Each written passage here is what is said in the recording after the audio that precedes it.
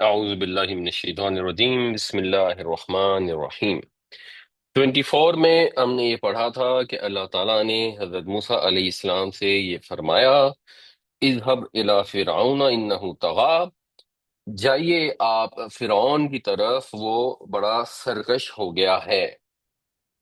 اور اگر ہم اس کی تھوڑی سی ڈیٹیل مزید دیکھیں اسی گفتگو کی، تو سورہ شعراء میں آتا ہے کہ وَإِذْ نَادَىٰ رَبُّكَ مُوسَىٰ أَنِ ائْتِ الْقَوْمَ الظَّالِمِينَ، کہ جب موسیٰ علیہ السلام کو اللہ تعالیٰ نے پکارا، تمہارے رب نے، تو فرمایا کہ ظالم قوم کے پاس جاؤ، قوم فرعون، فرعون کی قوم کے پاس، الا یتقون، کیا وہ ڈرتے نہیں؟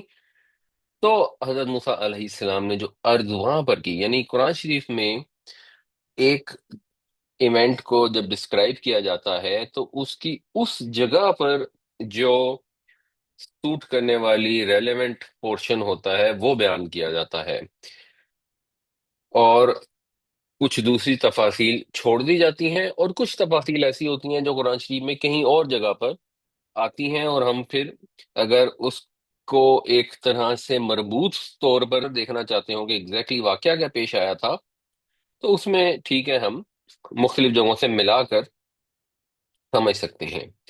تو وہاں پھر حضرت موسیٰ علیہ السلام نے جو جواب دیا وہ تھوڑا سا ڈیٹیل ہے۔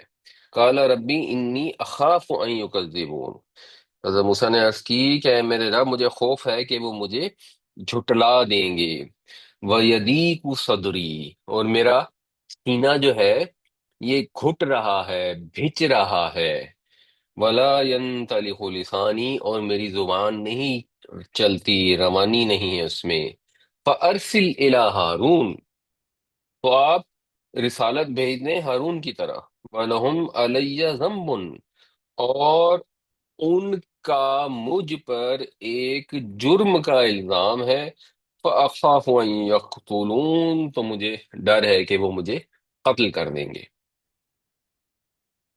تو یہ حضرت موسیٰ علیہ السلام نے ڈیٹیل سے اپنی پرابلم اللہ تعالیٰ کو بیان کی، اور مزید یہ دعا کی، قال رب اشرح لی صدری، اے میرے رب میرے سینے کو کھول دے، وہ سینہ جو بھچ رہا ہے، جو گھٹ رہا ہے، اس کو کھول دے۔ سینہ بھچنے کا، گھٹنے کا مطلب کیا ہے؟ ایک چیز تو یہ ہے کہ وہاں پر ایک الزام ہے ایک شخص کے قتل ہونے کا، کیونکہ سورہ قصص میں ہم یہ ڈیٹیل سے پڑھیں گے۔ ہم نے ویسے سورہ آراف کے اندر جب انبیاء کے واقعات شروع ہوئے تھے تو ڈیٹیل حضرت موسیٰ علیہ السلام کی پوری ڈسکس کی تھی، کہ ایک دفعہ کیا ہوا کہ آپ نے دیکھا کہ ایک اسرائیلی جو ہے وہ ایک قبطی سے لڑ رہا تھا، جو اسرائیلی تھا اس نے حضرت موسیٰ علیہ السلام کو مدد کے لیے پکارا، کیونکہ آپ قوم سے تھے ان کی، تو حضرت موسیٰ علیہ السلام نے اس کو بچانے اور چھڑانے کے لیے قبطی کو ایک گھوسا مار دیا، اور وہ ایسے زور سے لگا کہ اسی وقت وہ مر گیا۔ اور پھر اگلے دن وہ اسرائیلی دوبارہ کسی سے لڑ رہا تھا، اور جب حضرت موسیٰ علیہ السلام نے کہا کہ اچھا تم تو ہو ہی اس قسم کے آدمی، تو اس نے شور مچا دیا کہ اس نے کل ان کے بندے کو مارا تھا۔ اور جب فرعون کے لوگوں کو پتہ لگا تو انہوں نے کہا کہ ہم جا کے بدلہ لیتے ہیں، اور پھر حضرت موسیٰ علیہ السلام کو کسی نے یہ ڈیٹیل بتا دی تو آپ وہاں سے نکل آئے، مگر ان کے پاس وہ قتل کا مقدمہ تو پہلے سے موجود تھا۔ تو یہ حضرت موسیٰ علیہ السلام کا جو سینہ گھٹتا تھا، ایک یہ وجہ بھی تھی۔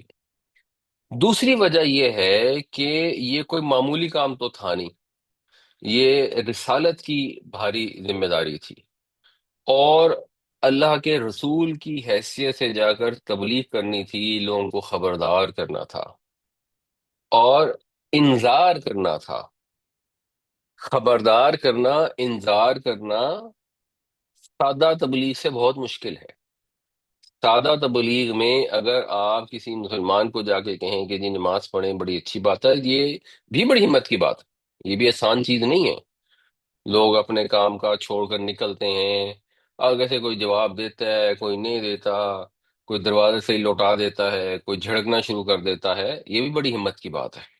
لیکن اس کے بعد جا کر ان کو خبردار کرنا، ان کو وارن کرنا، ان کو ان کے غلط کاموں سے منع کرنا، یہ بہت زیادہ مشکل، کئی گنا زیادہ مشکل کام ہے۔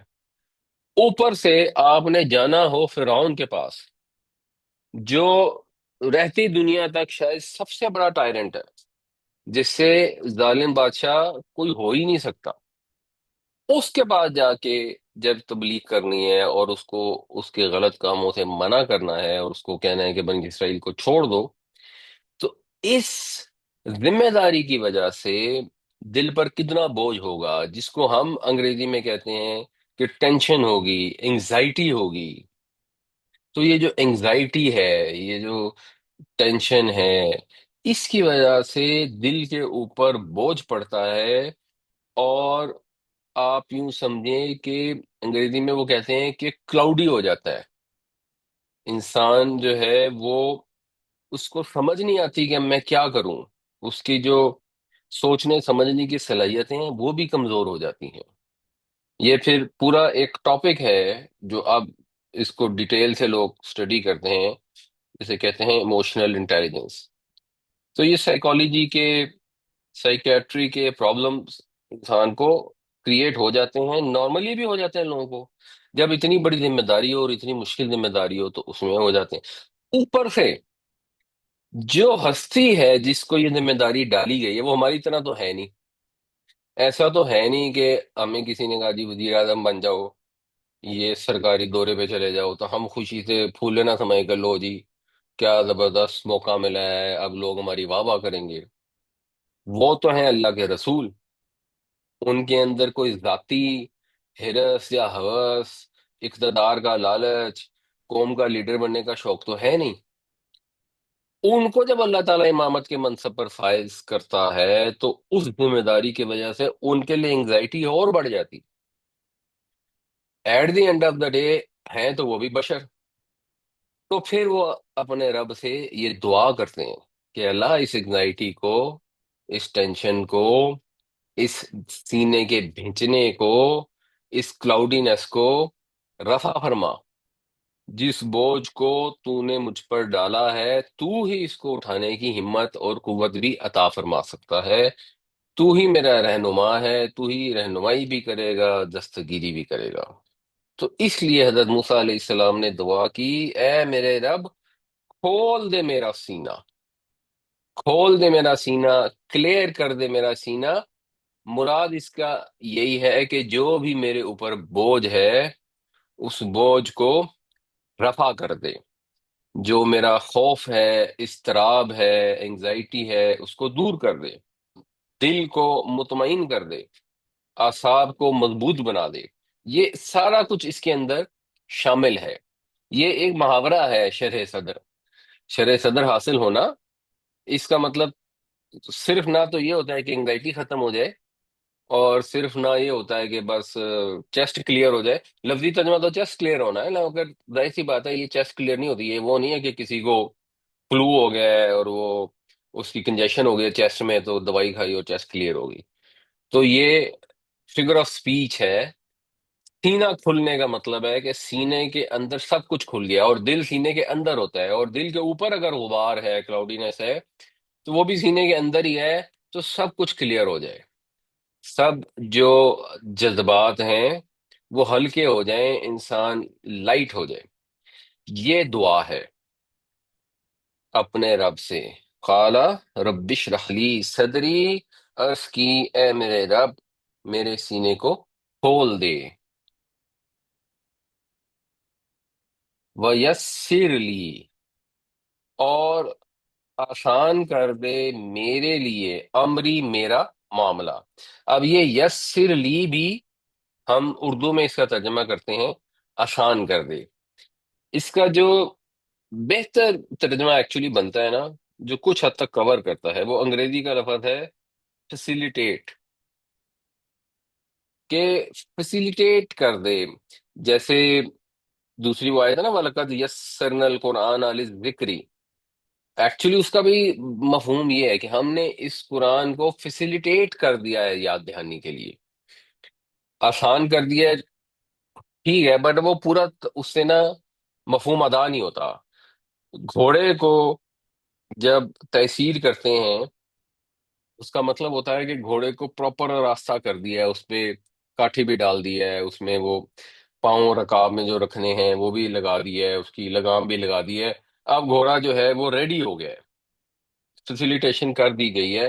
اب آپ گھوڑے پہ بیٹھ کے اس کو چلائیں گے تو آپ کے لیے آسانی ہوگی۔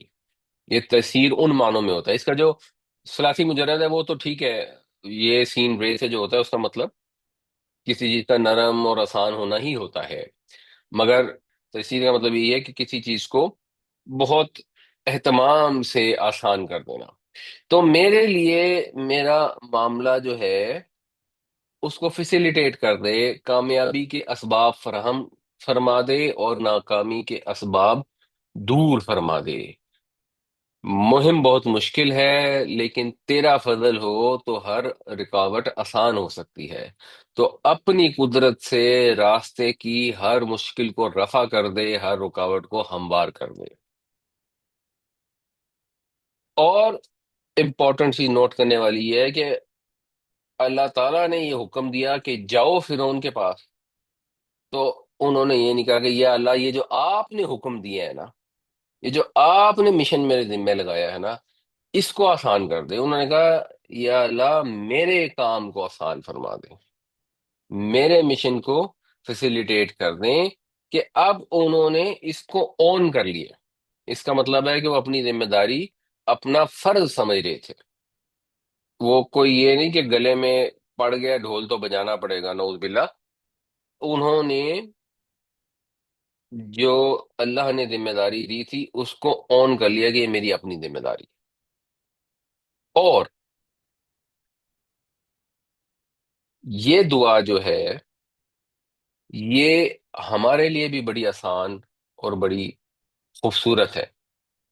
ہمارا کوئی سا بھی معاملہ ہو، دینی معاملہ ہو، دنیاوی معاملہ ہو، کوئی بھی مشکل ہو، بعض اوقات لوگ کہتے ہیں کہ جی وہ ہم نماز کے اندر کیسے دعا کریں، تو یہ دعا کر لیں اور اپنا جو بھی مسئلہ ہے اس کو ذہن میں امیجن کر لیں۔ رب اشرح لی صدری ویسر لی امری، یا اللہ میرے لیے آسانیاں بہم فرما، میرے سینے کو کھول دے، جو بھی میرا مسئلہ ہے اور جو میرا معاملہ ہے اس کو میرے لیے آسان فرما دے۔ واحلل عقدۃ من لسانی، لام لام ہلا یا ہلو یا ہلا یا ہلو دونوں طرح استعمال ہوتا ہے۔ اس کا مطلب ہوتا ہے بیسیکلی رسی کو کھولنے کے لیے، پھر اس کو گرا کھولنے کے لیے بھی استعمال کرتے ہیں، ہم احرام جب کھولتے ہیں اس کے لیے بھی استعمال کرتے ہیں۔ تو حلال کوئی چیز کی جاتی ہے، اس میں جو پابندیاں ہوتی ہیں، بندشیں ہوتی ہیں حرمت کی، وہ کھل جاتی ہیں، اس کے لیے بھی لفظ حلال کا استعمال ہوتا ہے۔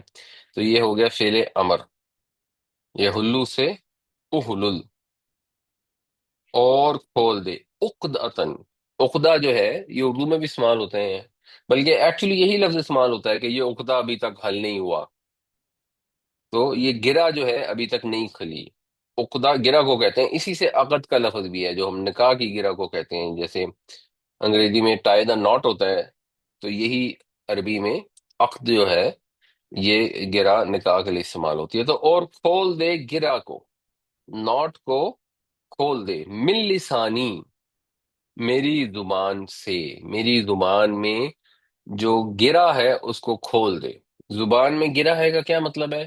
ویسے تو اس پہ لوگوں نے بڑے افسانے بنائے ہوئے ہیں کہ وہ ایک تو بڑا ہی عجیب سا افسانہ ہے، اور ظاہر ہے وہ اسرائیلی کتابوں میں، بائبل میں لوگوں نے سٹوریاں ڈال دی اور ہمارے مفسرین نے ان میں سے کچھ چیزیں نوٹ کر لی۔ تو مودودی صاحب نے اس کے اوپر کامنٹ بھی کیا ہوا ہے کہ وہ انہوں نے کہانی میں نہیں ہوئے کہ جی وہ حضرت موسیٰ چھوٹے تھے تو فرعون کی داڑھی کھینچی تو فرعون کو غصہ آ گیا، تو جب فرعون کو غصہ آ گیا تو اس نے کہا یہ تو جان کے میری داڑھی کھینچ رہا ہے، تو اس کی بیوی نے کہا یا کسی نے کہا کہ نہیں نہیں یہ تو معصوم بچہ ہے، اس کو کیا پتا، یہ تو ڈفرینشیٹ نہیں کر سکتا صحیح میں اور غلط میں۔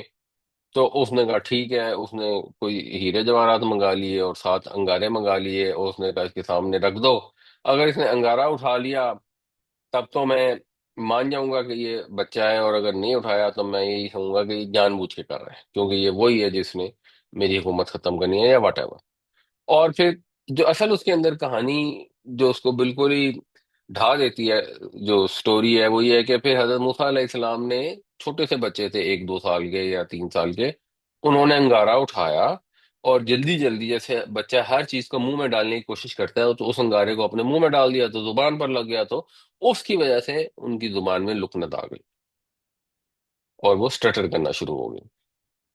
اب مودودی صاحب نے اس پہ کامنٹ کیا ہوا کہ یہ تو کہیں ہو ہی نہیں سکتا، یہ تو کامن سینس کی بات ہے کہ اگر جلتا ہوا انگارہ ہے اور بچے نے انگارے پہ ہاتھ ڈال دیا، یہ تو ہو سکتا ہے کہ اس نے ہیرا نہیں اٹھایا اور انگارہ اٹھا لیا، یہ تو پاسبل ہے۔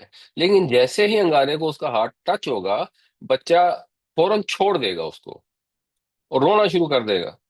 یہ تو نہیں ہوگا کہ اس کو اٹھائے گا اور اپنے منہ میں ڈال لے گا۔ تو اس لیے یہ بس ایک سٹوری بنی ہوئی ہے، قرآن شریف سے یہ سمجھ آتی ہے کہ ایسی تو کوئی چیز نہیں تھی۔ ہاں یہ ضرور تھا کہ ایک زمانہ ہے جس میں جب آپ نے تبلیغ کرنی ہے تو آپ کے پاس کمیونیکیٹ کرنے کا، ابلاغ کا ذریعہ کیا ہے؟ بنیادی طور پر ذریعہ یہی ہے کہ آپ نے جا کے تقریر کرنی ہے، لوگوں کو کنونس کرنا ہے، خطاب کرنا ہے۔ کیونکہ ظاہر سی بات ہے، نہ اخبار تھے، نہ ریڈیو تھا، نہ ٹی وی تھا، نہ انٹرنیٹ تھا، جو کچھ کرنا تھا زبان سے کرنا تھا۔ اور ہر انسان جو ہے وہ خطیب نہیں ہوتا، ہر ایک کے اندر زور خطابت نہیں ہوتا۔ تو اس لیے حضرت موسیٰ علیہ السلام کے اندر بھی زور خطابت نہیں تھا، تقریر کا فن نہیں آتا تھا۔ تو انہوں نے یہ اللہ تعالیٰ سے دعا کی کہ میری زبان کی گرہ کھول دے تاکہ میں فلوئنٹ ہو جاؤں، میں لوگوں سے دل پذیر طریقے سے گفتگو کر سکوں، کہ اب ذمہ داری ڈالی گئی ہے نا، حق کا پیغام پہنچانا ہے تو بات تو کرنی پڑے گی۔ اب یہ ایک سہولت آ گئی پھر کہ پریس ایجاد ہو گیا، اور جو ریٹن مٹیریل ہے، جو شائع شدہ مٹیریل ہے، یہ کثیر تعداد میں لوگوں تک پہنچنا شروع ہو گیا۔ تو پھر بہت ساری چیزیں، مثلا کارل مارکس ہے، اس طرح کے لوگ ہیں، ان کے جو کانسیپٹس ہیں وہ تحریر کے ذریعے لوگ تک پہنچے۔ اور یہ جیسے چیئرمین ماؤ تھا نا، تو اس نے ظاہر ہے وہ تقریر بھی کرتا تھا، بڑے بڑے جلسے بھی کرتا تھا، اور اس کی وہ جو ریڈ بک تھی، اور وہ ریڈ بک پورے ملک میں انہوں نے پھیلا دی، تو اس کے ذریعے بھی لوگ کنیکٹ کر پاتے تھے، میسج لوگوں کو کنوے ہو جاتا تھا۔ اب بہرحال زمانہ پھر آگے چلا گیا، جب ٹی وی آ گیا اسپیشلی، تو ٹی وی کے بعد اور پھر یہ انٹرنیٹ کے بعد اب دوبارہ جو امپورٹنس ہو گئی ہے وہ بات کرنے کی، تقریر کرنے کی ہو گئی ہے۔ اب جو لوگ نکمی تقریر کرتے ہیں، جن کے اندر زبان و بیان کی روانی نہیں ہوتی، خطابت کی قوت نہیں ہوتی، ان کی بات سے لوگ امپریس نہیں ہوتے۔ تو اب یہ بڑا امپورٹنٹ ہو گیا ہے کہ آپ بیٹھیں، ڈسکشن کریں، گفتگو کریں۔ امریکہ میں پریزیڈنشل جو ڈبیٹ ہوتی ہے، اس کے اندر بھی اصل یہ صلاحیت ہوتی ہے کہ آپ کیسے اگلے کو موقع پر جواب دے سکتے ہیں، کیسے اپنی بات آرٹیکولیٹ کر سکتے ہیں، ایلیکوینس کتنی ہے آپ کے اندر، کتنی روانی ہے جس سے آپ بات کریں گے اور لوگ امپریس ہو جائیں گے۔ اور اس ڈبیٹ کی بنیاد پر بعض اوقات پورا پورا الیکشن جو ہے اس کا فیصلہ ہو جاتا ہے۔ اور اپیرنٹلی یہ جو ٹرمپ اور ہلیری کلنٹن کے اندر جو ڈبیٹ ہوئی تھی، جس کے اندر ہلری بری طرح ڈبیٹ میں ہار گئی تھی، ایونچولی اسی کی وجہ سے شاید وہ الیکشن بھی ہار گئی، تو انہوں نے کہا کہ میری زبان سے گرہ کھول دے، یفقہوا قولی۔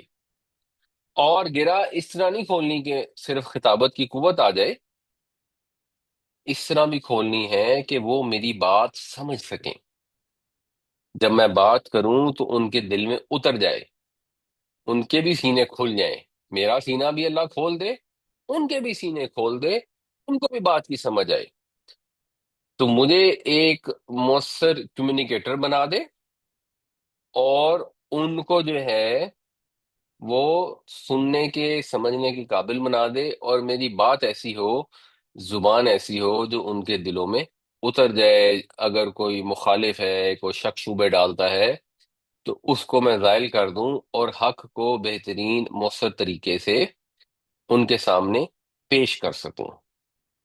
اور اس کے اندر ایک بڑی امپورٹنٹ چیز ہے، اس کو بھی ہمیں سمجھنا چاہیے۔ وہ سورہ یوسف کے اندر آتا ہے کہ اللہ تعالیٰ نے نبی کریم صلی اللہ علیہ وسلم سے فرمایا کہ آپ یہ کہہ دیں کہ یہ میرا رستہ ہے، میں اللہ کی طرف بلاتا ہوں، میں اللہ کی طرف پکارتا ہوں پوری بصیرت کے ساتھ۔ اور پھر اللہ کے نبی صلی اللہ علیہ وسلم یہ فرمائے، انا ومن اتبعنی، میں بھی اور وہ بھی جنہوں نے میری پیروی کی۔ جن لوگوں نے اپنے رسول کی پیروی کی ہے، رسول کو یہ حکم دیا جا رہا ہے کہ رسول یہ فرمائیں کہ یہ لوگ بھی میرے ساتھ اللہ کی طرف بلاتے ہیں۔ یا جیسے سورہ بقرہ میں آتا ہے، اللہ تعالیٰ نے فرمایا کہ اس طرح ہم نے تمہیں امت وسط بنا دیا تاکہ تم لوگوں پر گواہ ہو جاؤ، جیسے رسول صلی اللہ علیہ وسلم تمہارے اوپر گواہ ہے۔ تو یہ اللہ کا پیغام اللہ کے نبی کی ذمہ داری تھی، جیسے حضرت موسیٰ کی ذمہ داری تھی، تو ہمارے نبی پاک صلی اللہ علیہ وسلم کی بھی ذمہ داری تھی۔ آپ کا بھی سینہ بھیجتا تھا، آپ بھی دعائیں مانگتے تھے، اور جیسے حضور کی ذمہ داری تھی ویسے ہماری بھی ذمہ داری ہے۔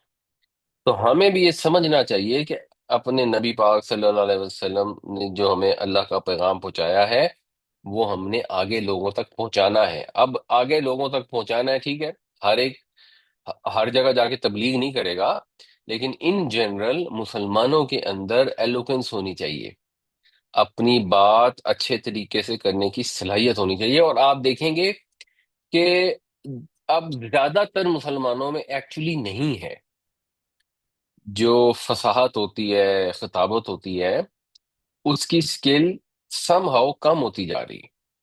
اور فصاحت اور خطابت میں صرف یہ شامل نہیں ہوتا جو ہمارے یہاں ٹی وی مذاکروں میں ہو رہا ہے کہ لوگ اگلے کو بلی کرنا شروع کر دیتے ہیں، اس کی بات ہی نہیں سنتے، چیخنا چلانا شروع کر دیتے ہیں، یا ڈٹائی کا مظاہرہ کرنا شروع کر دیتے ہیں، کیونکہ جو لوگ سامنے بیٹھے دیکھ رہے ہوتے ہیں، گفتگو سن رہے ہوتے ہیں، ان کو سمجھ آ رہی ہوتی ہے کہ کون لاجیکل آرگومنٹ دے رہا ہے اور کون ڈٹائی پر اترا ہوا ہے۔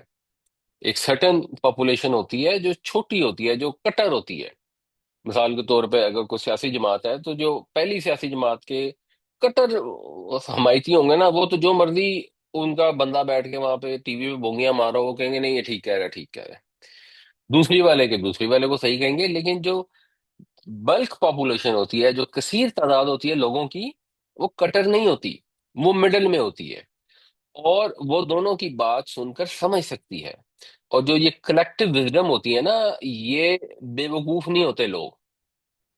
جو جمہوریت کا کانسیپٹ ہے، ایک جو بڑی پاپولیشن ہوتی ہے وہ انڈیویجول سے زیادہ سمجھدار ہوتی ہے، تو ان کو گائیڈ کرنا، کنونس کرنا، یہ صلاحیت ہونا، یہ بہت امپورٹنٹ ہے، اور زیادہ لوگوں میں صلاحیت نہیں ہے۔ شاید 40 سال پہلے بہت لوگ تھے جن کو بات کرنی آتی تھی، جن میں خطابت کی صلاحیت تھی۔ اب پتہ نہیں کیا ہوا ہے، سم ہاؤ مسلمانوں میں خاص طور پر یہ نیچے چلا گیا۔ ایون آپ جس وقت یہ اسلامک کانفرنس ہوئی تھی، تو اس وقت جو لیڈر بھی تھے، چاہے وہ ایون معمر قذافی کیوں نہ ہو، جو ویسے تو عجیب و غریب تھا، لیکن وہ بھی ایک اس میں ایک اپنا سٹائل تھا گفتگو کرنے کا۔ بھٹو تو خیر بہت ہی اچھا مقرر تھا۔ اس طرح باقی کے بھی جو لوگ تھے نا، ان کی بات میں وزن بھی ہوتا تھا، ان کو بات کرنے کا فن بھی آتا تھا۔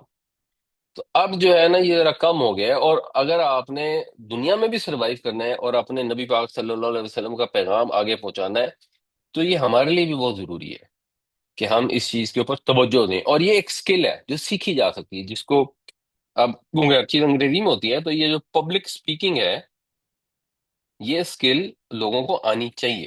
اور اسکولوں میں اب تھوڑا بہت وہ سکھاتے ہیں، بچوں کو پریزنٹیشن وغیرہ کرواتے ہیں، تو اس کے اوپر فوکس کر کے اس کو بہت زیادہ اچھے طریقے سے انسان سیکھ سکتا ہے، ماسٹر کر سکتا ہے۔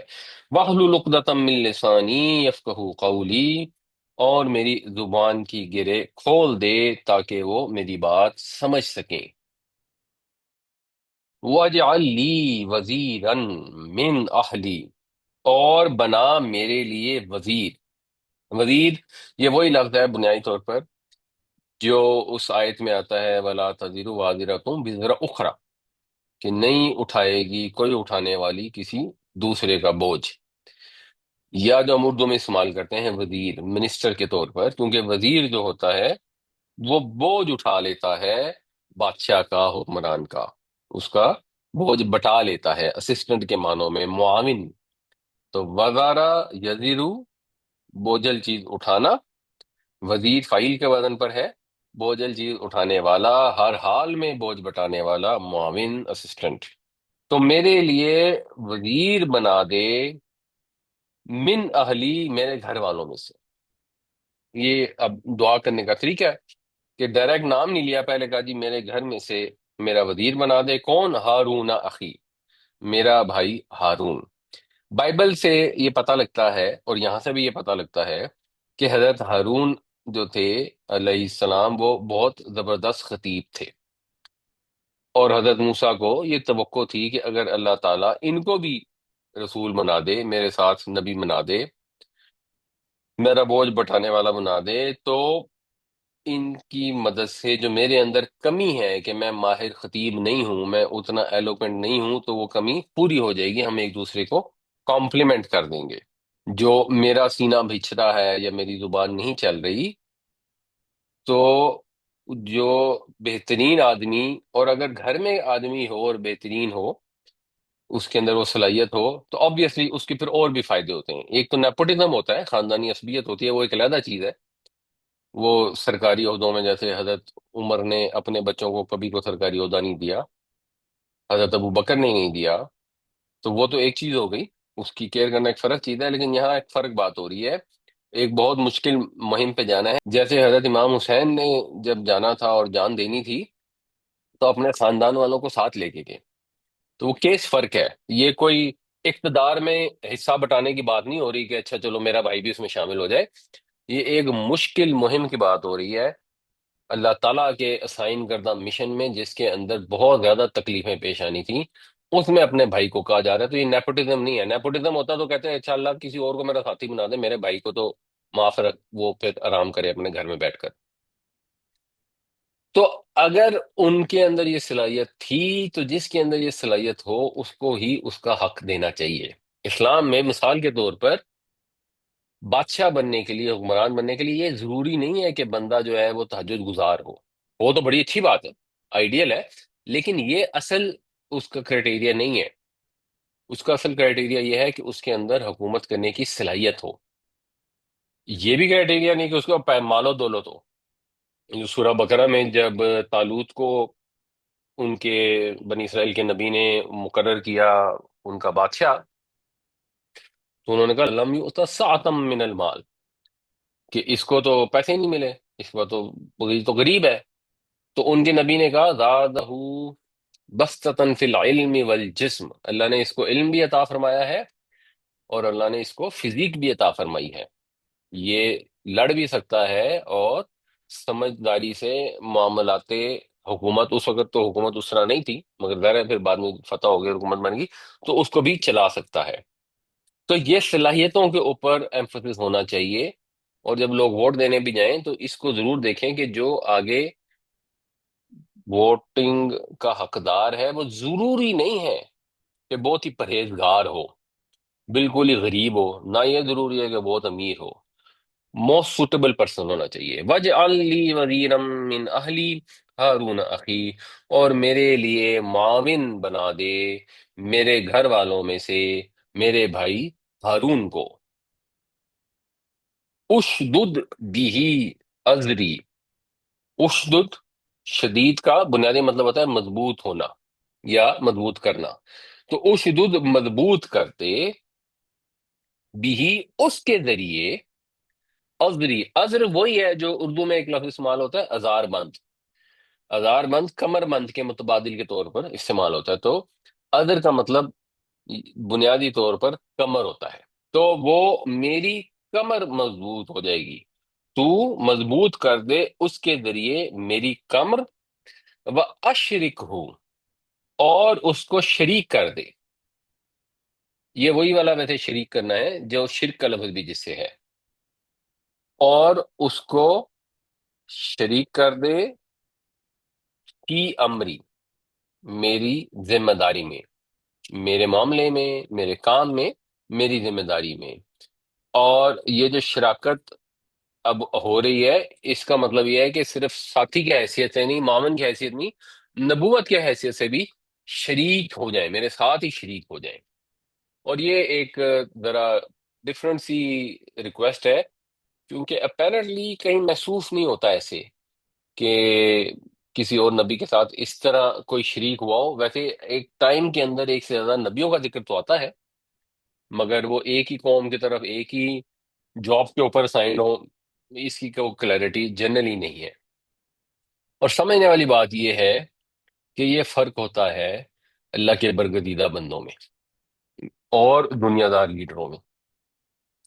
جو دنیا والے ہوتے ہیں وہ تو چھوٹے چھوٹے عہدوں کے لیے بھی وہ کسی کو اپنے اختیارات کے قریب بھی نہیں پھٹکنے دیتے، لیکن جہاں پر انسان کے اندر ذمہ داری کا صحیح احساس ہو تو وہ یہی کوشش کرتا ہے کہ اللہ تعالیٰ مجھے اس میں معاون عطا فرمائے، جو اس ذمہ داری کو بٹا لے۔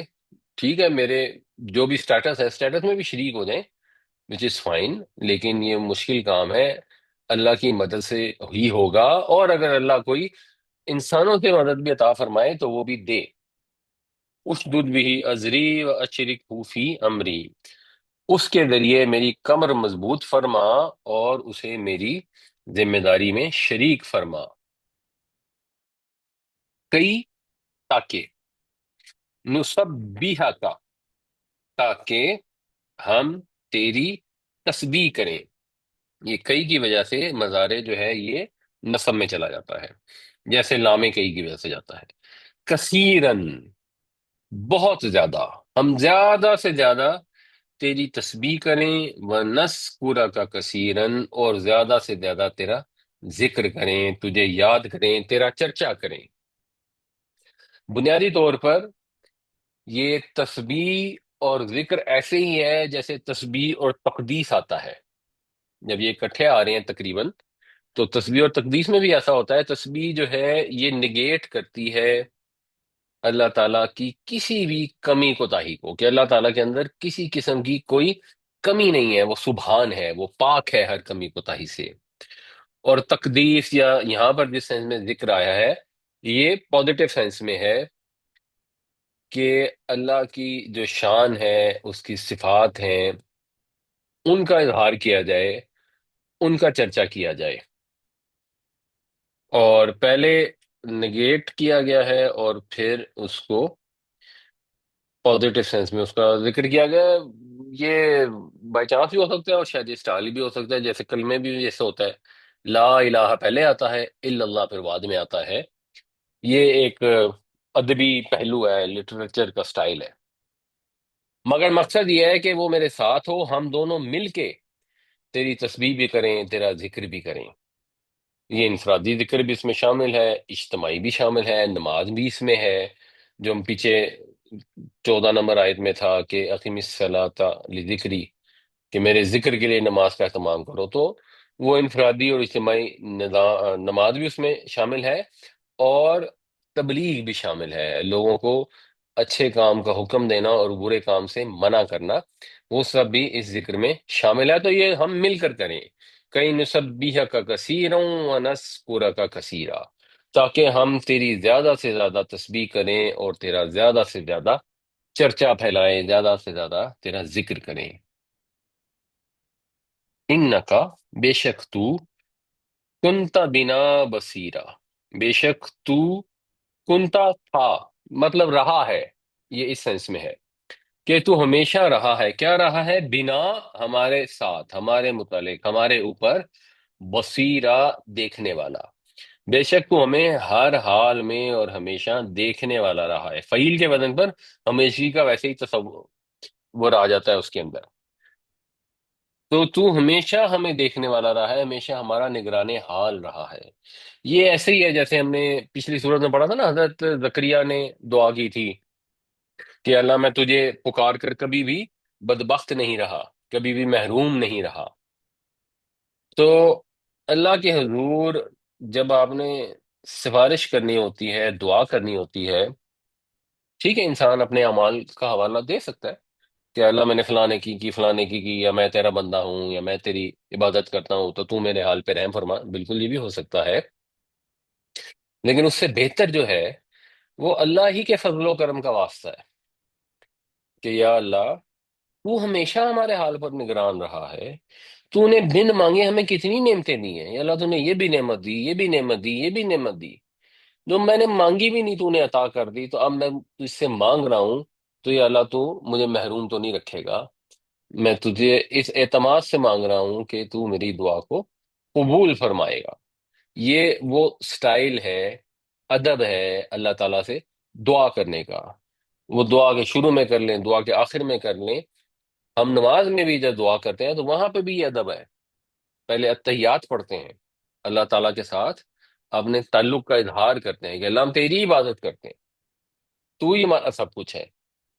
پھر اپنے نبی پاک صلی اللہ علیہ وسلم کے اوپر رحمت کی دعا کرتے ہیں، پھر اپنی ارداس پیش کرتے ہیں، اور اللہ سے امید رکھتے ہیں کہ اللہ قبول فرمائے گا۔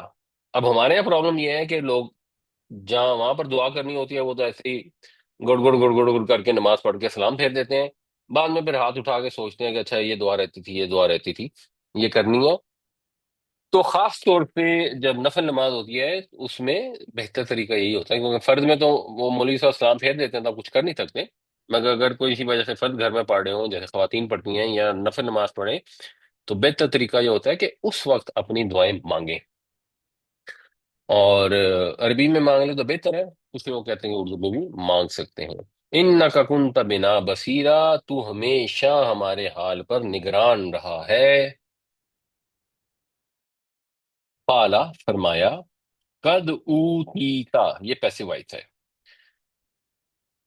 ہو گیا سؤال کا، تمہارا سوال، دیا جا چکا آپ کو، آپ کا سوال، آپ کی درخواست۔ سؤالا اور سوال جو ہے نا یہ ایک ہی مفہوم ہوتا ہے اس کا۔ سوالا یسالو کا مطلب ہے سوال کرنا، سوال، سوال یا درخواست یا التجا۔ تو آپ کی درخواست جو ہے وہ منظور ہو گئی، یا موسیٰ، اے موسیٰ، اے موسیٰ، ایک محبت بھی ہے خطاب کے اندر، اور فرمایا یہ گیا کہ یہ ادھر دعا ہوئی، الفاظ ختم ہوئے، ساتھ ہی اللہ نے جھٹ سے عرضی منظور کر لی۔ تو اللہ تعالیٰ نے جب کسی دعا کو قبول کرنا ہوتا ہے تو اس کے پاس کوئی لمیٹیشن نہیں ہے۔ دنیا میں ہم کسی سے کہتے ہیں ہمارا فلانا کام کر دو، یہ بڑا ضروری ہے، بڑا امپورٹنٹ ہے، تھوڑی سی ہماری ہیلپ کر دو، ہمیں سپورٹ کر دو، تو اگر کوئی کرنا بھی چاہے تو کہتے ہیں کہ اچھا پھر کل ڈسکس کرتے ہیں، میں فلاں سے بات کرتا ہوں، کل دفتر کھولے گا تو دیکھیں گے۔ ہمارے ہاں لمیٹیشنز ہوتی ہیں، ہمارے پاس کام کرنے کی وہ ابیلٹی نہیں ہوتی، اور ایکچولی تو کوئی ابیلٹی نہیں ہوتی، کیونکہ کو پتہ نہیں ہوتا کس سے کام کمٹ کرنے اور اگلے سیکنڈ میں فوت ہو جائے۔ لیکن اللہ تعالیٰ کے ہاں کسی قسم کی کوئی لمیٹیشن نہیں ہے، وہ تو سبحان ہے۔ تو ادھر حضرت موسیٰ علیہ السلام نے دعا کی، ادھر اللہ تعالیٰ نے جب اس کو منظور کیا تو ساتھ ہی منظور ہو گئی، وہ منظور ہو گئی، زبان کی گرہ بھی کھل گئی جتنی چاہیے تھی، سینہ کھل گیا، کام آسان ہو گیا، اور نبی بن کر حضرت ہارون بھی ساتھی بن گئے۔ مگر ویسے یہ ہے کہ حضرت موسیٰ علیہ السلام کی ایلوکوینس بھی آ گئی، ان کے اندر بھی خطابت کی صلاحیت آ گئی، کیونکہ قرآن شریف میں جنرلی جہاں پر ڈسکشن آتی ہے فرعون کے ساتھ، جادوگروں کے ساتھ، تو وہ حضرت موسیٰ ہی ڈسکشن کر رہے ہوتے ہیں، تو اس کا مطلب ہے وہ بھی ٹھیک ہو گئی، ان کے اندر خطابت کی روانی بھی پیدا ہو گئی، اور اللہ نے حضرت ہارون کو بھی ساتھ نبی بنا دیا۔ قال قد اوتیت سؤلک یا موسیٰ، فرمایا دے دی گئی تمہیں تمہاری درخواست، منظور ہو گئی تمہاری درخواست، اے موسیٰ۔ ہم بھی جب اللہ سے دعا کریں تو اس اعتماد سے کریں کہ اس کے خزانوں میں کوئی کمی نہیں ہے، اور اس کے ہاں کوئی ڈیلے کی ضرورت نہیں ہے، اس کی حکمت کے تحت کوئی ڈیلے ہو ایک علیحدہ چیز ہے، بٹ حاجت نہیں ہے اسے کہ ہماری دعا قبول کرنے میں اس کو انتظار کرنا پڑے، تو کانفیڈنس سے دعا مانگنی چاہیے۔ وَلَقَدْ مَنَنَّا عَلَيْكَ مَرَّةً أُخْرَى، اب حضرت موسیٰ علیہ السلام کو تسلی دی جا رہی ہے کہ جو آپ کو انگزائٹی ہے تو آپ اس انگزائٹی کو دور کر لیں، آپ اس فرعون کے پاس جا رہے ہیں اب جوان ہو کر، طاقتور ہو کر، اور ساتھ یہ نشانیاں لے کے جا رہے ہیں کیونکہ عصا اور ید بیضا تو دے دیا گیا تھا. تو یہ چیزیں لے کر آپ اس فرعون کے پاس جا رہے ہیں، جو اگر وہی تھا یا اس کا بیٹا بھی تھا، جس کے پاس آپ اس حالت میں گئے تھے کہ آپ بالکل نوزائیدہ بچے تھے، یا زیادہ 2-3 مہینوں کے تھے. تو اس وقت اللہ تعالیٰ نے آپ کی حفاظت فرمائی اور آپ کو اسی فرعون کے یہاں پرورش کروا دی. تو آپ کو کوئی انگزائٹی نہیں ہونی چاہیے، کوئی خطرہ نہیں ہونا چاہیے، کوئی اندیشہ نہیں ہونا چاہیے. آپ کا رب آپ کے ساتھ ہے. تو یاد دہانی کرائی جا رہی ہے. اور ہم نے مننا آپ پر احسان کیا. مننا یا منو احسان کرنا. علیہ کا آپ پر مرتن اخرى، ایک اور دفعہ بھی، دوسری دفعہ. اخرى جو ہے یہ اس کا مطلب ہوتا ہے عدد، آخر کی مؤنث ہے افعال التفضیل کے وزن پر. تو ہم نے ایک اور دفعہ بھی آپ پر احسان کیا. کب؟ اذ اوحینا، جب ہم نے وحی کی، الی امی کا، آپ کی ماں کی طرف، ما یوہا، جو وحی کی جا رہی ہے. اس کے دو مطلب ہو سکتے ہیں. ایک یہ مطلب ہو سکتا ہے کہ وحی کی، جیسا کہ وحی کی جاتی ہے، بٹ اپیرنٹلی اس کے ساتھ پھر ما وحینا آنا چاہیے تھا شاید. تو یہاں مطلب یہ بنتا ہے کہ ہم نے وحی کی آپ کی ماں کی طرف، جو اب ہم آپ کو بات بتا رہے ہیں، جو اب آپ کو وحی کی جا رہی ہے، یہ بات ہم نے آپ کی ماں کو کی تھی. اور لوگوں کو نہیں پتا تھا، کیونکہ جو غیر انبیاء ہوتے ہیں ان کے پاس اگر وحی آتی بھی ہے، یا جیسے حضرت مریم علیہ السلام کے پاس رشتہ ہے جو ہم نے پچھلی بار ڈسکس کیا تھا، تو وہ آ کے لوگوں سے بات نہیں کرتے کہ ہمیں اللہ کی طرف سے فرشتے نے آ کے یہ بات کی ہے، یا ہمیں اللہ کی طرف سے یہ بات دل میں ڈالی گئی ہے. کیوں؟ یہ بات صرف اور صرف نبی کر سکتا ہے اور کوئی نہیں کر سکتا. اس سے یہ بھی پتہ ہونا چاہیے کہ اگر کوئی آپ کو کہتا ہے نا کہ او جی مجھے الہام ہوا اور اللہ کی طرف سے الہام ہوا، تو سمجھ لینا چاہیے کہ وہ نبوت کا دعویٰ کر رہے ہیں. تو یہ وہ جو وحی ہے اللہ کی طرف سے دل میں خیال ڈالا گیا. ہو سکتا ہے کوئی فرشتہ بھی آؤ، واللہ عالم. مگر یہ وحی فطری بھی ہوتی ہے، شہد کی مکھی کی طرف بھی وحی کی اس کا بھی ذکر آتا ہے. تو جو بھی اللہ تعالیٰ کی طرف سے تلقین ہوتی ہے، تعلیم ہوتی ہے، اس کے لیے وحی کا لفظ استعمال ہوگا. جب ہم نے وحی کی یا الہام کیا آپ کی والدہ کی طرف، جو اب ہم وحی کر رہے ہیں، جس کی اب تفصیل بتا رہے ہیں، اور یہ تفصیل پھر اگلی آیتوں میں آ رہی ہے. وَلَقَدْ مَنَنَّا عَلَيْكَ مَرَّةً أُخْرَى إِذْ أَوْحَيْنَا إِلَىٰ أُمِّكَ مَا يُوحَىٰ، اور ہم نے احسان کیا آپ کے اوپر، اپنا فضل کیا آپ کے اوپر ایک اور دفعہ بھی، جب ہم نے وحی کی آپ کی والدہ کی طرف وہ بات جو اب وحی کی جا رہی ہے. ان کے اکذفی ہی، اکذفی مونس کا صیغہ ہے اس لیے اکذفی ہو گیا، ورنہ اکذف ہوتا. قذفا یقذفو کا مطلب ہوتا ہے کسی چیز کو پھینک دینا، کوئی چیز کے اوپر پھینک کر مار دینا. یہ جو حد قذف ہوتی ہے نا، وہ بھی اسی سے ہے کہ جب کوئی کسی پر الزام لگاتا ہے غلط، تو الزام لگانا بھی کسی کے اوپر کچھ چیز پھینک مارنے کے مترادف ہوتا ہے. اور پھر کسی چیز کو کسی میں ڈالنے کے لیے بھی استعمال ہوتا ہے، خاص طور سے اگر اس کے بعد فی آ جائے. تو انک فی ہی فت تابوتی، کہ تم ڈال دو اس کو صندوق میں. ہمارے یہاں تو تابوت صرف اسی کو کہتے ہیں جو کافن ہوتا ہے جس میں میت جاتی ہے، لیکن عربی میں تابوت کا مطلب ہے صندوق. جیسے وہ حضرت موسیٰ اور ہارون کی جو چیزیں تھیں وہ جس صندوق میں پڑی تھی تابوت سکینہ میں، وہ بھی سورہ بقرہ میں اس کا بھی ذکر آتا ہے. فَاقْذِفِيهِ، پھر اس کو ڈال دو، یعنی اس کو ڈال دو صندوق میں، پھر اس کو ڈال دو فی الیمی، دریا میں. یعنی اس صندوق کو پھر دریا میں ڈال دو. کل یلقی ہی، پھر چاہیے کہ القا کرے، کہ ڈال دے. الیم دریا، بالساحلی ساحل پر، کنارے پر. تو تم ڈال دو اس کو تابوت میں، اور تابوت کو ڈال دو، صندوق کو ڈال دو، باکس کو ڈال دو دریا میں. بس یوں ہو، چاہیے کہ بس یوں ہو کہ پھر دریا اس کو کنارے پر ڈال دے. یا خود ہو، تاکہ اس کو اٹھا لے. عدو لی و عدو لہو، میرا دشمن اور اس کا دشمن. اب یہ پوری بات حضرت موسیٰ کی والدہ سے کی گئی یا اتنی کی گئی، یہ اللہ بہتر جانتا ہے. اتنی ان کو بتا دی گئی کہ تم اس کو ڈال دو. اور وہاں پر جو دوسری ہے سورت قصص کے اندر بھی آتا ہے کہ پھر اگر تمہیں اس کے متعلق اندیشہ ہونا، جب وہ لگے کہ سپاہی آنے والے ہیں، تو فل کی ہی فی الیمی ولا تخافی ولا تحزنی انا رادوہ الیک وجاعلوہ من المرسلین. تو حضرت موسیٰ کی والدہ کو یہ بتایا گیا کہ غم نہ کرنا، ہم اس کو تمہاری طرف واپس لے آئیں گے اور اپنے رسولوں میں سے بنائیں گے. تو اتنی بات تو کی گئی. اب بیچ میں یہ والی بات کہ فرعون اٹھا لے گا یا نہیں اٹھائے گا، یہ اب ہو سکتا ہے وہاں پہ ہو، اور یا ہو سکتا ہے یہ صرف اس جگہ پہ جب حضرت موسیٰ کو وحی کی جا رہی تو اس میں بیان کی گئی ہو. وَأَلْقَيْتُ عَلَيْكَ، اب دیکھیں نا، اب یہ حضرت موسیٰ سے ہی ڈائلاگ ہو رہا ہے.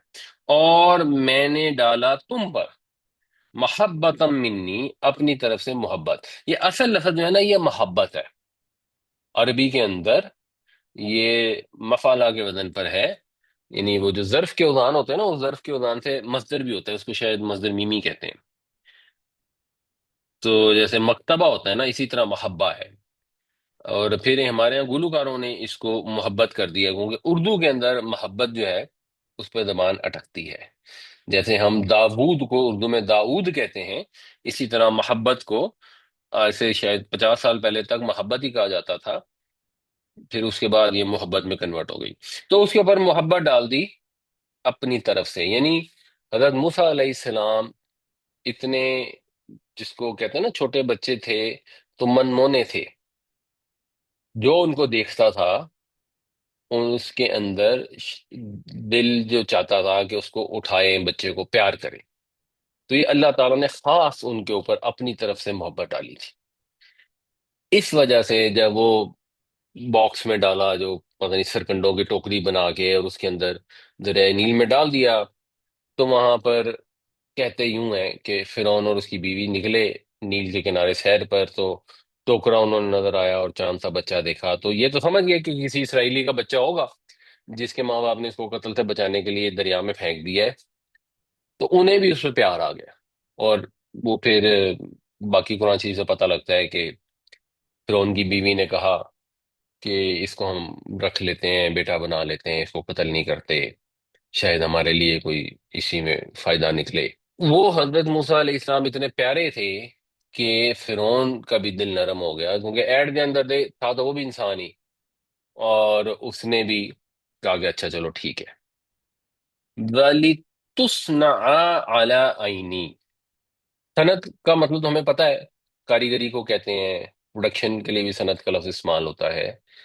تو کسی چیز کو بڑی مہارت سے بنانا، یعنی سواد نون اور عین.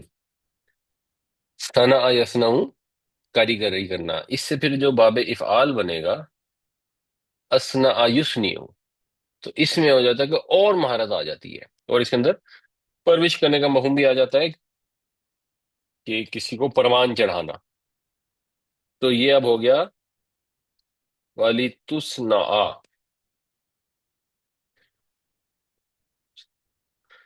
یہ پھر پیسو وائس ہو گیا، تاکہ آپ پروان چڑھائے جائیں. علی عینی، میری آنکھ کے سامنے. یہ ہے لفظی ترجمہ. ظاہر سی بات ہے ہمیں یہ الفاظ اللہ تعالیٰ استعمال کریں گے جو ہم سمجھ سکیں. اس کا یہ مطلب نہیں کہ ہم کہ اچھا جی اللہ کی آنکھ بھی ہے، اللہ کے ہاتھ بھی ہیں. تو اس کا ہم ترجمہ یہ کہیں گے میری نگرانی میں. یعنی اٹھائے گا میرا دشمن، تمہارا دشمن. ظاہر سی بات ہے مشرک تھا، جو بھی مشرک ہے اللہ کا دشمن ہے. تمہارا بھی دشمن ہے کیونکہ وہ ابھی بھی دشمن ہے، بنی اسرائیل کے بچوں کو قتل کرنا چاہتا ہے. اس کے پاس جاؤ گے مگر وہ تمہیں کچھ نہیں کہے گا. تمہارے اوپر میں نے اپنی محبت کا پرتو ڈال دیا ہے، اور اس کے محل میں پروان چڑھو گے، لیکن میری نگرانی میں پرورش ہوگی تمہاری۔ تو یہ اتنا بڑا احسان اللہ تعالیٰ نے حضرت موسیٰ علیہ السلام پر آلریڈی کیا ہوا تھا۔ اَنِقْذِفِيهِ فِي التَّابُوتِ فَاقْذِفِيهِ فِي الْيَمِّ فَلْيُلْقِهِ الْيَمُّ بِالسَّاحِلِ يَأْخُذْهُ عَدُوٌّ لِّي وَعَدُوٌّ لَّهُ وَأَلْقَيْتُ عَلَيْكَ مَحَبَّةً مِّنِّي وَلِتُصْنَعَ عَلَىٰ عَيْنِي، کہ اس کو رکھ دو صندوق میں، پھر اس کو ڈال دو دریا میں، پھر یوں ہو کہ وہ دریا اس کو کنارے پر ڈال دے، تاکہ اس کو اٹھا لے وہ جو میرا دشمن ہے اور اس کا دشمن ہے، اور میں نے تم پر اپنی محبت کا پرتو ڈال دیا تاکہ تمہاری پرورش میری نگرانی میں ہو۔ یہ اس کی جو ڈیٹیل ہے سورہ قصص میں بھی آتی ہے کہ حضرت موسیٰ علیہ السلام کی جو والدہ تھیں، وَأَصْبَحَ فُؤَادُ أُمِّ مُوسَىٰ فارغا، ان کا جو دل تھا وہ اڑا جا رہا تھا، اور قریب تھا کہ وہ اس راز کو کھول دیتی اگر ہم نے ان کے دل کو مضبوط نہ کیا ہوا ہوتا، تاکہ وہ ایمان لانے والوں میں سے ہو۔ اور اس نے کہا اس کی بہن سے، یعنی حضرت موسیٰ علیہ السلام کی بہن سے، کہ اس کے پیچھے پیچھے جا۔ پھر وہ الگ سے دیکھتی رہی، اس طرح کے دشمنوں کو پتہ نہیں لگا، اور ہم نے اس کے اوپر دودھ پلانے والیاں پہلے سے ہی حرام کرنی تھیں۔ تو یعنی حضرت موسیٰ علیہ السلام وہاں پہنچے تو اب وہ کسی کا دودھ ہی نہیں پیتے تھے۔ تو ایسی حالت میں اس بچی نے جا کر کہا کہ کیا میں تمہیں خبر دوں ایسے گھر والوں کی جو اس کی پرورش کا ذمہ لے لیں اور اس کے خیر خواہ ہوں، اس کو اچھے طریقے سے ساتھ رکھیں۔ تو پھر ہم نے اس کو لوٹا دیا اس کی ماں کی طرف تاکہ اس کی آنکھیں ٹھنڈی ہوں اور وہ غم نہ کرے اور وہ یہ جان لے کہ اللہ کا وعدہ سچا ہے۔ لیکن اکثر لوگ جو ہیں وہ اس بات کو سمجھتے نہیں ہیں۔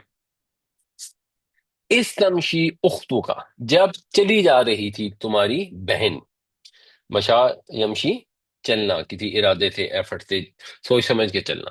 جب چلی جا رہی تھی تیری بہن، فتقولو، اور وہ یہ کہہ رہی تھی، یہ تقولو تو کہتا ہے بھی ہوتا ہے اور تقولو وہ مونس کہتی ہے یہ بھی ہوتا ہے۔ هل ادلکم علی من یکفلو، کہ میں بتاؤں تمہیں، میں دلیل دوں تمہیں، رہنمائی کروں تمہاری۔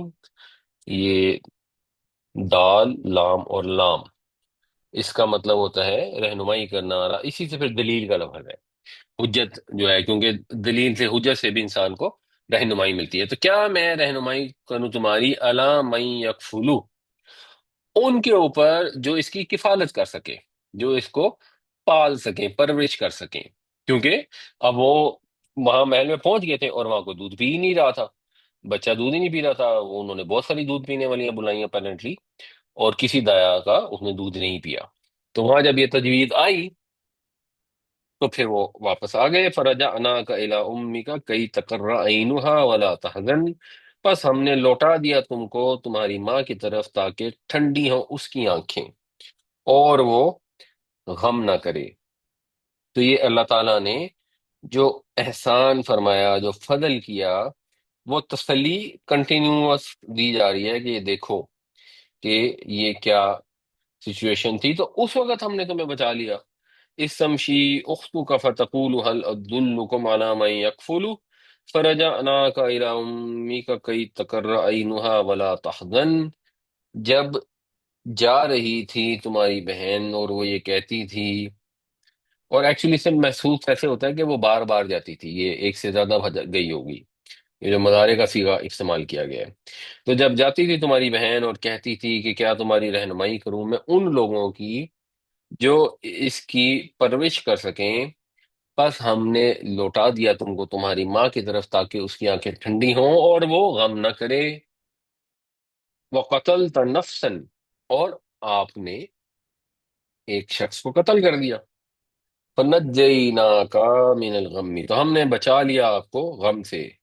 وَفَتَنَّاكَ فُتُونًا، اور ہم نے آپ کو آزمایا جیسا کہ آزمایا جاتا ہے، یہ مفعول مطلق ہے، ہم نے آپ کو خوب خوب پرکھا، یعنی یہ بھی اللہ تعالیٰ کا سسٹم ہے کہ اللہ تعالیٰ آزمائش میں ڈالتے ہیں جن کو مرتبے بلند ملنے ہوتے ہیں، اور اس آزمائش سے ڈالنے سے پھر جس طرح سونا آگ میں تپ کر کندن ہو جاتا ہے، اس سے جو کھوٹ ہوتی ہے وہ نکل جاتی ہے، اسی طرح جو اللہ کے برگزیدہ بندے ہوتے ہیں وہ اہل بن جاتے ہیں اس منصب کے، اس کار خاص کے لیے جن کے لیے اللہ تعالیٰ نے انہیں منتخب کیا ہوتا ہے۔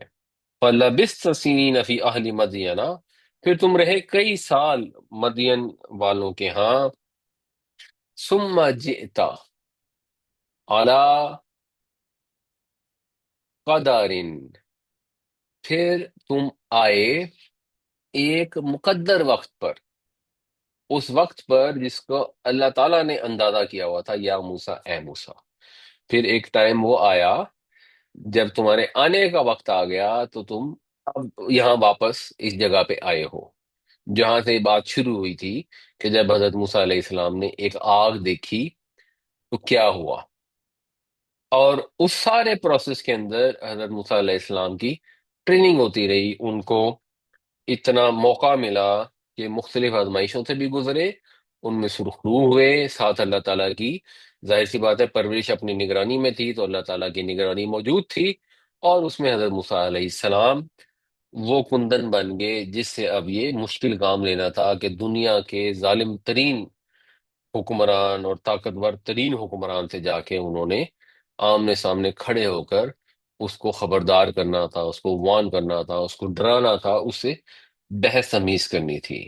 وَقَتَلْتَ نَفْسًا فَنَجَّيْنَاكَ مِنَ الْغَمِّ وَفَتَنَّاكَ فُتُونًا فَلَبِثْتَ سِنِينَ فِي أَهْلِ مَدْيَنَ ثُمَّ جِئْتَ عَلَىٰ قَدَرٍ يَا مُوسَىٰ، اور تم نے ایک شخص کو قتل کر دیا، پھر ہم نے تم کو نجات دی غم سے، اور ہم نے تم کو خوب پرکھا، پس تم رہے کئی سال اہل مدین میں، پھر تم یہاں پہنچے، آئے تم ایک مقرر کردہ وقت پر اے موسیٰ۔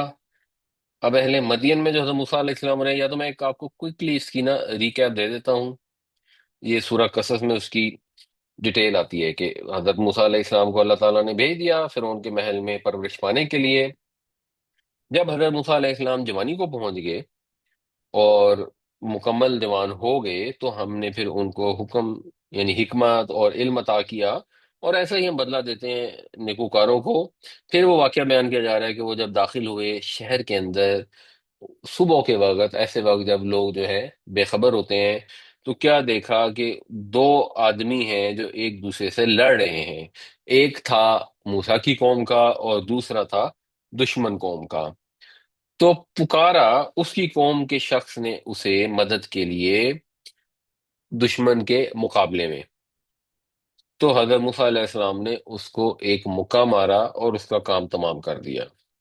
جب یہ ہو گیا تو پھر انہوں نے کہا کہ یہ کام تو شیطان کا ہے، یہ تو شیطان کے بہکانے سے ہوا ہے، یہ عمل شیطان ہے، وہ بے شک وہ کھلا گمراہ کرنے والا ہے، سری بہکانے والا ہے۔ تو پھر اللہ سے دعا کری کہ اے میرے رب، بے شک میں نے اپنی جان پر ظلم کیا، پس تو مجھے معاف کر دے، اور اللہ نے اس کو معاف کر دیا۔ بے شک وہ بڑا معاف کرنے والا، رحم فرمانے والا ہے۔ اور حضرت موسیٰ نے کہا کہ اللہ تعالیٰ جو آپ نے میرے پہ مہربانی کی ہے، میں اب کبھی بھی کسی مجرم کا مددگار نہ بنوں گا۔ پھر صبح کے وقت وہ ڈرتے ڈرتے شہر میں داخل ہوئے تو کیا دیکھتے ہیں کہ وہی شخص جس نے کل مدد مانگی تھی اب پھر ان کو پکار رہا ہے، یعنی کسی اور سے لڑ رہا ہوگا۔ تو حضرت موسیٰ علیہ السلام نے کہا کہ بے شک تو صحیح گمراہ ہے۔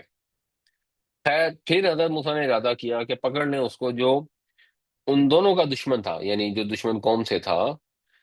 تو وہ جو آدمی تھا شاید وہ یہ سمجھا ہوگا کہ یہ اب مجھے پکڑنے لگے ہیں، تو اس نے کہا ہے موسیٰ، کیا تو یہ چاہتا ہے کہ تو مجھے قتل کر دے جیسے تو نے کل ایک بندے کو قتل کیا تھا؟ ایسا لگتا ہے کہ تو ملک میں بالکل ہی جبار ہو کے رہنے والا ہے، اور تو نہیں چاہتا کہ کوئی تیرے اندر کوئی اصلاح کا مادہ ہو۔ تو اب جب یہ خبر پھیل گئی، اب یہاں پہ وہ ڈیٹیل نہیں ہے، پھر 20ویں آیت میں آتا ہے کہ ایک شخص شہر کے دوسری طرف سے دوڑتا ہوا آیا، انہوں نے کہا کہ موسیٰ، وہ جو سارے بادشاہ کے درباری ہیں وہ آپس کے اندر یہ مشورے کر رہے ہیں کہ تمہیں مار ڈالیں، اس لیے تم یہاں سے نکل جاؤ، میں تمہارا بڑا خیر خواہ ہوں۔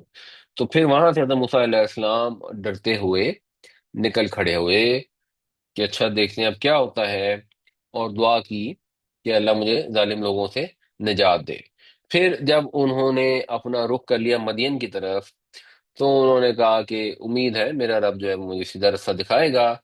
اچھا، اب وہاں رستے کے اندر کسی جگہ، یہ بھی یہاں ڈیٹیل نہیں ہے، پھر وہ جب پہنچے کہیں پانی پر کنویں پر کسی چھپڑ پر جوہڑ پر، تو مدین کے ہی کسی پانی کے مقام پر پہنچے، تو انہوں نے وہاں پہ دیکھا کہ بہت سارے لوگ ہیں جو اکٹھے ہوئے ہیں اور پانی پلا رہے ہیں اپنے جانوروں کو۔ اور ان لوگوں کے علاوہ انہوں نے وہاں پہ دو عورتوں کو دیکھا کہ وہ روکے کھڑی ہیں اپنے جانوروں کو یا بکریوں کو، جو بھی ان کے جانور تھے۔ تو حضرت موسیٰ علیہ السلام نے ان سے پوچھا کہ تمہارا کیا معاملہ ہے؟ تو وہ بولی کہ ہم نہیں پانی پلا سکتی یہاں تک کہ یہاں سے رش ختم ہو جائے، اور ہمارے جو والد صاحب ہیں وہ بڑی عمر کے ہیں۔ تو حضرت موسیٰ علیہ السلام نے ان کے جانوروں کو ان کے لیے پانی پلا دیا۔ پھر وہ جا کے چھاؤں میں کہیں بیٹھ گئے اور اللہ سے دعا کرنی شروع کر دی کہ اللہ تو جو بھی خیر میں سے میرے اوپر نازل کر دے، میں تو فقیر ہوں۔ اب ادھر کیا ہوا کہ وہ جو ان دونوں میں سے ایک تھی، وہ شرماتی ہوئی چلتی ہوئی آئی حضرت موسیٰ علیہ السلام کے پاس، اور اس نے کہا کہ تمہیں میرے والد بلا رہے ہیں تاکہ تمہیں معاوضہ دے دیں اس چیز کا جو تم نے ہمارے جانوروں کو پانی پلایا ہے۔ تو پھر جب وہ گئے اور ان کو سارا ماجرا بیان کیا، تو انہوں نے کہا خوف نہ کرو، تم اب ظالم قوم سے بچ گئے ہو۔ پھر ان میں سے ایک جو تھی، اس نے یہ کہا کہ ابا جان اس کو نا آپ ملازم رکھ لیں، بے شک جو امانت دار اور اسٹرانگ جو ملازم ہوتا ہے نا، وہ سب سے بہتر ہوتا ہے۔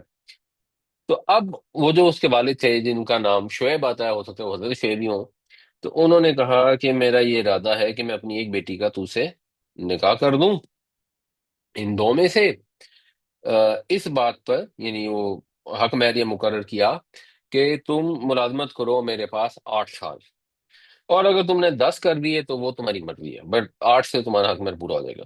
اور میں یہ نہیں چاہتا کہ میں تمہارے اوپر کوئی تکلیف ڈالوں، اور تم انشاءاللہ مجھے نیک لوگوں میں سے پاؤ گے۔ اگر موسیٰ نے بھی کہا کہ چلیں جی، وہ جو بھی انہوں نے دعائیں مانگی تھیں ساری پوری ہو گئی، انہوں نے کہا اچھا یہ میرے اور آپ کے درمیان میں طے ہو گیا، جو بھی میں نے اس دونوں مدتوں میں 8 یا 10 سال میں سے پوری کر سکا تو وہ میں کر لوں گا، اس کے بعد میرے اوپر کوئی ذمہ داری نہیں ہوگی، اور اللہ تعالیٰ جو ہے ہمارے اس جو ہم بات کر رہے ہیں معاہدہ کر رہے ہیں اس کے اوپر گواہ ہے۔ پھر جب موسیٰ علیہ السلام وہاں سے نکلے 8 یا 10 سال کے بعد، جب وہ مدت پوری ہو گئی، تو جب انہوں نے مدت پوری کر لی تو وہ نکلے وہاں سے اپنے گھر والوں کے ساتھ۔ تو پھر انہیں نظر آئی، محسوس ہوئی طور کی جانب آگ، تو انہوں نے اپنے گھر والوں سے کہا کہ اچھا یہاں ٹھہرو، میں نے آگ محسوس کی ہے، شاید میں تمہارے لیے کوئی انفارمیشن لے کے آ جاؤں، یا میں کوئی آگ کا انگارہ لے آؤں تاکہ تم اس کو تاپ سکو۔ یہ وہ وہاں پہ جا کے یہ ختم ہوئی بات جہاں سے ہم نے اس صورت کی تقریباً ابتدا ہوئی تھی۔ تو ماضی کی گردان ہم نے ڈسکس کی تھی ابدا فعل کے ساتھ، آج ہم اس کو کرتے ہیں ضربا کے ساتھ، اور یاد کرنے میں ایکچولی ضربا زیادہ آسان ہے۔ تو ضربا کا مطلب ہے اس نے مارا، ضربو اگر ہم کریں گے اس کے ساتھ او لگا دیں گے تو اس کا مطلب ہو جائے گا ان سب نے مارا۔ اور ضربتا جو ہے، یہ یاد کرنے کے لیے ہمیں انعمتا ذہن میں ہونا چاہیے، انعمتا علیہم تو نے انعام کیا، ضربتا تو نے مارا۔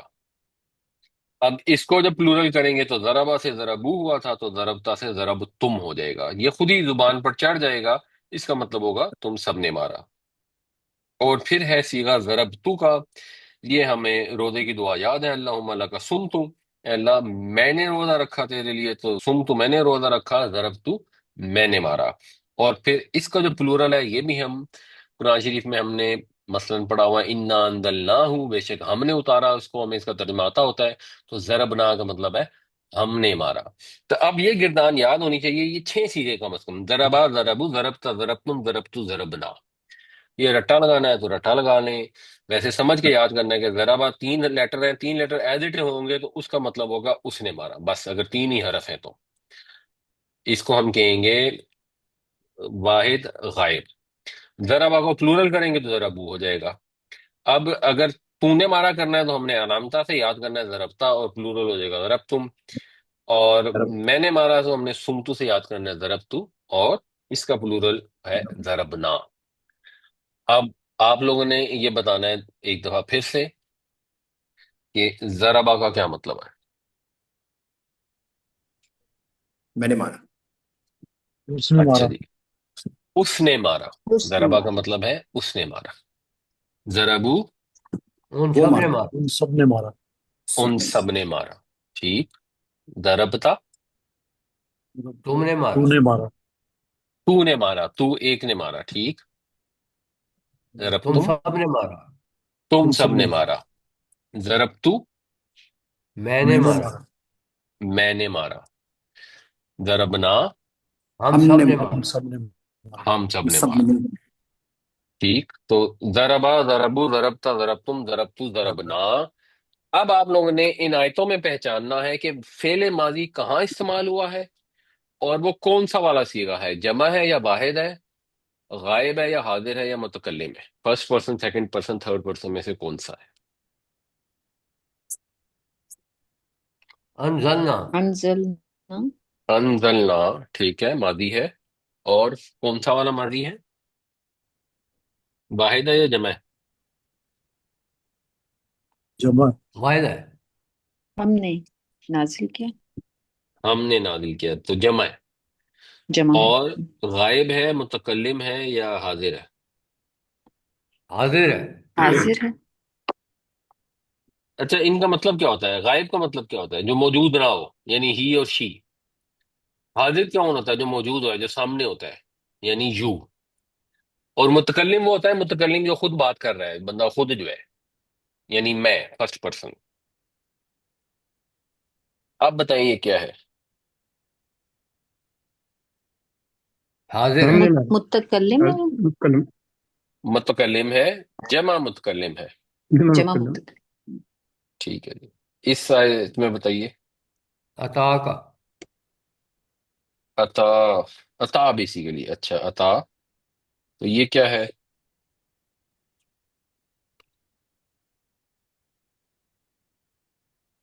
پہنچا. ہم نے پہنچا. پہنچایا. جیسے یہ اوپر اندلنا جو ہے یہ جمع متکلم تھا نا. آیا تیرے پاس. آیا تیرے پاس. ہم نے پہنچایا آپ کے پاس. نہیں، ہم کس کا مطلب ہے. کہاں کہاں ہم غلط الف صحیح بات. جو ہاں. حمزہ ہے. نہیں. اور کیا حمزہ. آئی آپ کے پاس بات موسیٰ کی. کیا پہنچی آپ کے پاس بات موسیٰ کی. ٹھیک ہے، تو پھر کیا پہنچی آپ کے پاس بات موسیٰ کی، یہ تو کیا بامعنی ترجمہ. عربی میں اگر ہم کہیں گے، کیونکہ ہم نے مؤنث اور صیغے یاد ہی نہیں نہ کیے ابھی، ہم تو صرف مذکر صیغے کر رہے ہیں. تو مذکر تو یہ ہے. آگے کیا ہے، واحد ہے، جمع ہے، اور غائب حاضر متکلم میں سے کیا ہے. واحد متکلم. واحد. واحد متکلم یعنی میں پہنچا. واحد مخاطب. واحد مخاطب یعنی تو پہنچا.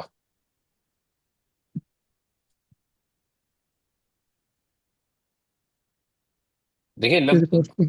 میں یہ لکھ دیتا ہوں نا، ایک متکلم ہوتا ہے، ایک غائب ہوتا ہے، اور ایک حاضر ہوتا ہے. تو اب متکلم حاضر اور غائب میں سے کیا ہے، first person, second person, third person میں کیا ہے. یوں کر لیں. Second first person. پرسن ہوتا ہے میں، سیکنڈ پرسن ہوتا ہے تو، تھرڈ پرسن ہوتا ہے جو موجود نہ ہو وہ. مجہول. Second person. عطا اگر عطا سیکنڈ پرسن ہے جو تو ہے اس کا مرکب ترجمہ ہوگا اضافی. کیا، تو پہنچا. مرکب پھر اضافی. اس کا مطلب کہ تیرے بھائی پتہ پاس. نہیں اچھا. ہے، حدیث و موسیٰ کے متعلق کہا جاتا ہے کہ نہیں پہنچی. ہاں جی. تو تو کیا وہ پہنچی تمہارے پاس موسیٰ کی بات. وہ پہنچی ہیں. تو وہ پہنچی کیا ہوگا، کون سا پرسن ہے. تھرڈ پرسن ہو گئی. تھرڈ پرسن ہے. اردو میں کیا ہوگا، غائب. معرفت. غائب ہے. جی، غائب. غائب ہے. اچھا جی، اس میں بتائیں.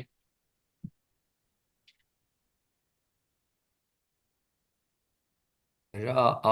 رایا. را یعنی ہے، را ہی ہے. اچھا، را. رعا. اور را کیا ہے، دیکھا. دیکھا. دیکھا. کس نے دیکھا. حل. मूसा अलैहिस्सलाम। موسیٰ علیہ السلام تو ٹھیک ہے، لیکن ایک لفظی بندے ترجمہ کیا ہے؟ اس بندے نے میں نے دیکھا، دیکھا، جب اس نے ان دیکھا، اس جب نے دیکھا دیکھا، اس نے آگ اس نے دیکھا ٹھیک ہے، اس نے دیکھا، ٹھیک ہے، اور تو کوئی نہیں ہے؟ نہیں جی، غائب ہے۔ ٹھیک ہے، یہ ہو گیا واحد غائب، یہ تو صحیح ہے، اس کے علاوہ تو کوئی ماضی نہیں ہے؟ نہیں سر، فقال کالا، کالا بھی ماضی ہے، قال کالا کون سا والا ماضی ہے؟ حاضر، اس نے کہا اس نے کہا غائب اس نے کہا غائب غائب ہے، ٹھیک ہے، اور تو کوئی نہیں ہے؟ آنست آنستو، آنستو کیا ہے؟ انی ان میں نے دیکھا میں نے دیکھا، میں نے محسوس کیا، ٹھیک، تو یہ کیا ہو گیا؟ واحد متکلم متکلم، بالکل صحیح، تو دو واحد غائب ہیں اور ایک واحد متکلم ہے۔ اس آیت میں بتائیں جی، ما اغنا اغنا، اغنا، ٹھیک، اغنا، اغنا کیا ہے؟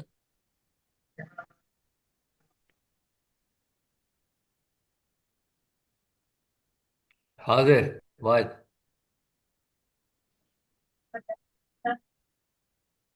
ہاں، یہ ماضی کا صیغہ بنتا ما اغنا عنہ مالہ وما کسب۔ ٹھیک ہے، ماضی کا سیغہ ہو گیا نا اغنا، بٹ یہ جی اوپر اب آ رہے ہیں نا، واحد غائب ہے، واحد متکلم ہے، جمع متکلم، یہ ان میں سے کیا ہے؟ واحد غائب ہے، واحد غائب ہے، واحد غائبانی۔ واحد غائب ہے، نہ کام آیا اس کے، وہ پھر جو اس چیز کے کام نہیں آئی وہ آگے آ رہی ہے۔ اچھا، اس کے علاوہ تو نہیں ہے؟ جی کسب سبا، یہ کسبا بھی جو ہے یہ جی بھی ماضی ہے، اور یہ کیا ہے؟ جی جو یہ اس نے داربا کی کمایا مثل غائب کسب ہے۔ یہ بھی واحد غائب ہے، ذرا کی طرح، بالکل صحیح۔ جی اچھا، اس میں ورایتا، ورائیت ورأیتا، ہاں جی یہ ہو گیا۔ یہ کیا ہے ورأیتا؟ اس نے دیکھا، ماضی، تو نے دیکھا تو نے دیکھا، تو یہ کون سا والا ہو جائے گا؟ جمع ہے یا واحد واحد حاضر ہے؟ واحد حاضر، واحد ہے، بالکل ٹھیک، واحد بھی اور حاضر۔ حاضر بھی سیکنڈ پرسن ہے، تو نے دیکھا۔ اللہ تعالیٰ ہمیں قرآن پڑھنے، سمجھنے، اس پر عمل کرنے کی توفیق عطا فرمائے۔ اللہ تعالیٰ ہمیں بات کرنے کی صلاحیت بھی عطا فرمائے، اور ہمارے جو بھی معاملات ہیں ان میں آسانیاں عطا فرمائے۔ آمین یا رب العالمین۔